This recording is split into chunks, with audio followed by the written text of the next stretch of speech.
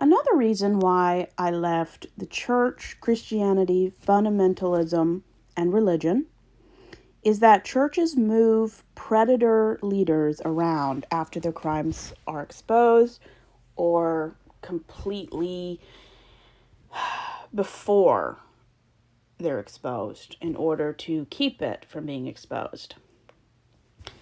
So, for those who think that what I'm going to talk about is about their church experience, it's not. These videos are about my experiences in churches or people I've met who've shared their experiences with me. So, why do churches who have been informed or have proven that a member in leadership, whether a priest, pastor, music minister, teacher, volunteer, someone that vulnerable kids or women look up to when it's known that they're a predator, whether it's before or after this predator has been exposed to the congregation or the outside world, this number is unknown.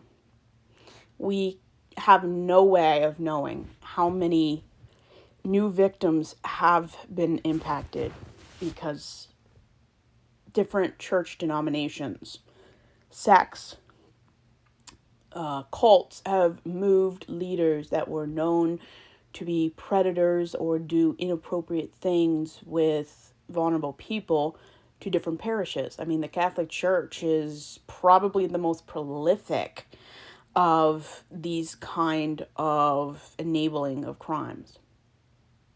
And in my opinion, if somebody's found to have known that someone was a predator and did not remove them from the area in which children and vulnerable women are, should go to prison.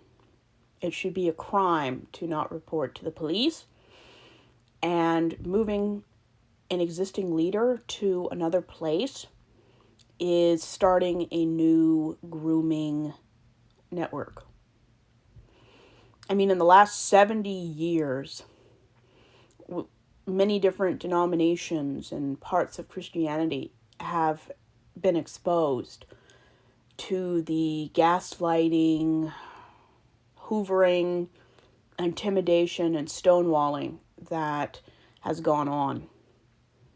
And it's not just in America, it's everywhere. I mean, some of the worst cover-ups I've heard regarding religious schools, nunneries, or religious orphanages and institutions were in Ireland and Great Britain. Over 300 victims just in one school alone. And there are records of different communities that suppressed the evidence, refused to go to the police, moved them around, or threatened and paid off police officers from doing investigations. Some investigations were paid off, and I've actually recently watched a movie last year.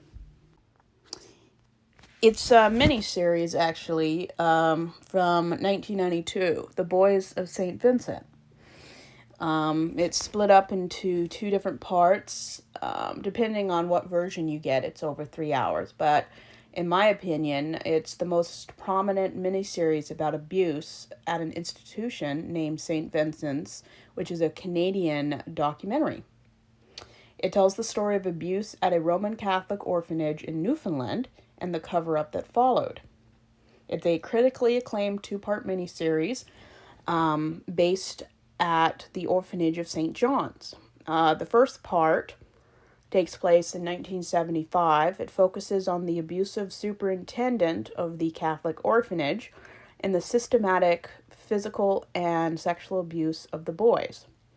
It details the initial attempts to investigate the abuse and how the church used government officials with bribes and with financial donations to bury the allegations. Part 2 takes place 15 years later, in 1990, follows the trial of the former brothers of the adult survivors.